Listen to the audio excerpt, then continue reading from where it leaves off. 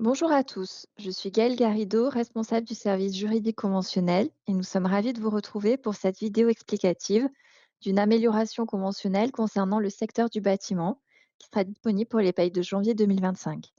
Pour ce vaste programme, je serai accompagnée de Leïla Fouamouz, notre experte juridique, et de Nicolas Ivry, notre expert produit.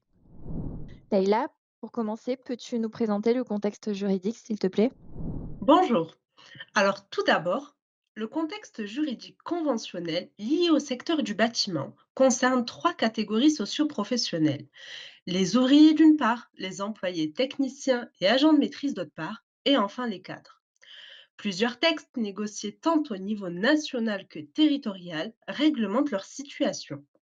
Ce secteur représente 31 codes CCN paramétrés dans le logiciel dont la majorité concerne les ouvriers. Alors, tout d'abord, pour les ouvriers du bâtiment, on retrouve deux conventions collectives nationales qui ont été signées en 1990 et qui s'appliquent selon l'effectif de l'entreprise, plus de 10 ou moins de 10 salariés. De conventions collectives territoriales qui s'appliquent également. L'objectif poursuivi par les partenaires sociaux était de réduire ce millefeuille conventionnel en procédant à la dénonciation des conventions collectives territoriales et en négociant un texte unique applicable au niveau national pour tous les ouvriers du secteur. Notons que c'est un secteur très syndicalisé, tant du côté patronal que salarial, et que ce n'est donc pas une mince affaire pour réussir à tous se mettre d'accord autour d'une table et de signer un texte commun.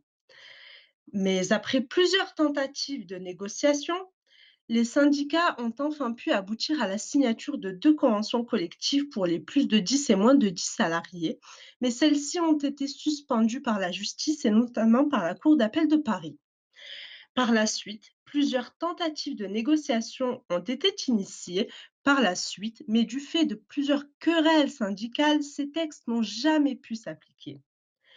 Désormais, nous sommes fixés sur le fait que l'ensemble des conventions collectives territoriales applicables aux ouvriers du bâtiment ont été dénoncées. En revanche, il y a eu un retour à l'application des conventions collectives nationales de 1990 qui se substituent aux conventions collectives territoriales. En effet, aujourd'hui, seules les dispositions nationales de 1990 continuent de s'appliquer pour toutes les entreprises de la branche, complétées par trois thématiques qui sont laissées à la négociation des syndicats au niveau territorial, à savoir les salaires minima hiérarchiques, les indemnités de petits déplacements et l'indemnité de maître d'apprentissage. Merci Leïla pour cette explication détaillée. À présent, je vous propose de poursuivre avec Nicolas pour découvrir l'aspect technique de cette amélioration. Merci Gaël.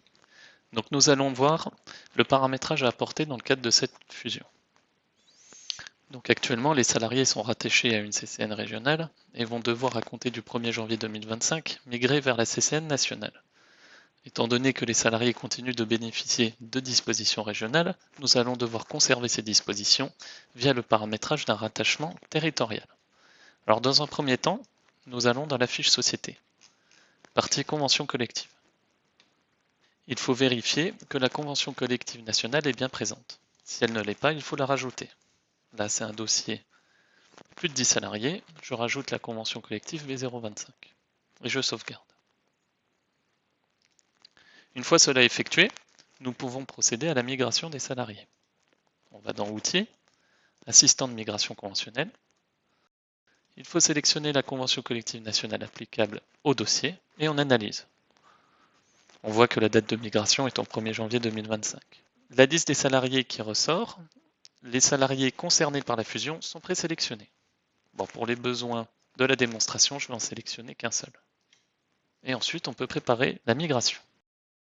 Dans ce nouvel écran, on peut voir les changements qui ont été opérés dans la fiche salariée. Donc on voit l'ancienne classification qui était applicable sur la CCN territoriale et on voit la nouvelle classification applicable à compter de janvier 2025, ainsi que le code territoire. La ligne surlignée en jaune signifie que les valeurs sont modifiables manuellement. Donc une fois qu'on a vérifié que toutes les informations étaient correctes, on peut procéder à la migration. Une fois la migration effectuée, les bulletins peuvent être calculés. Bon, on va quand même aller voir dans la fiche salarié ce qui s'est réellement passé.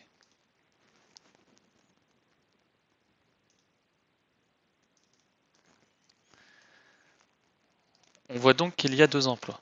Le premier emploi qui a été clôturé au 31/12 avec un changement de situation. Cet emploi correspondait à la convention collective régionale B013. Et on a l'emploi 2 qui est le nouvel emploi applicable à compter du 1er janvier 2025.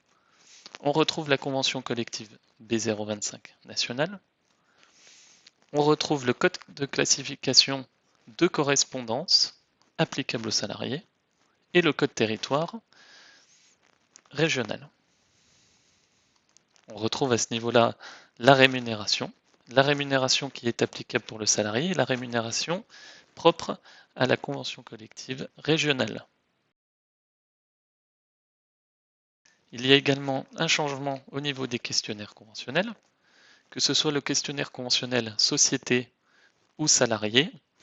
Le questionnaire conventionnel qui reste applicable est celui de la régionale, c'est-à-dire de la CCT. Ça permet de conserver les paramétrages qui étaient faits pour les salariés. On voit qu'il y a un questionnaire conventionnel B025. Celui-ci est masqué parce que celui-ci n'est pas applicable. Également, dans le questionnaire conventionnel régional, nous pouvons voir des dispositions qui ne sont plus maintenues. Ces dispositions sont donc masquées car elles ne sont plus utilisables. Maintenant, nous allons voir au niveau du bulletin de paye. Au niveau du bulletin de paye, il n'y a pas de changement significatif. On peut juste apercevoir dans la colonne marque code CCN le code territoire applicable aux salariés. Ça signifie que toutes les cotisations qui sont appliquées en bénéficiant des paramétrages qui étaient propres à la CCN territoriale. Ça signifie que les paramétrages spécifiques sont conservés. Nous avons appliqué le même paramétrage pour les primes. Les primes livrées par CLE. Donc là, je vais ajouter une indemnité de trajet pour l'exemple. On voit que l'indemnité de trajet apparaît bien sur le bulletin de paye. On peut voir également la marque code CCN. Donc cette indemnité de trajet qui est rattachée à un montant particulier propre à la CCN régionale est conservée à compter de janvier 2025. Merci Nicolas pour cette démonstration. Pour conclure, à l'issue de cette présentation, vous pouvez vous poser la question de savoir pourquoi nous vous livrons cette amélioration qu'à compter de janvier 2025.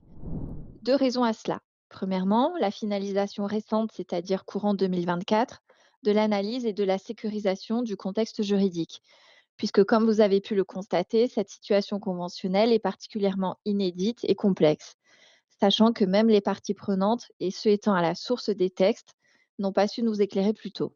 Deuxièmement, nous avons une fonctionnalité produit optimale pour fusionner différents codes conventionnels, à savoir l'assistant de migration que vous avez pu éprouver avec la fusion du secteur de la métallurgie en janvier 2024 ou à l'occasion d'autres fusions.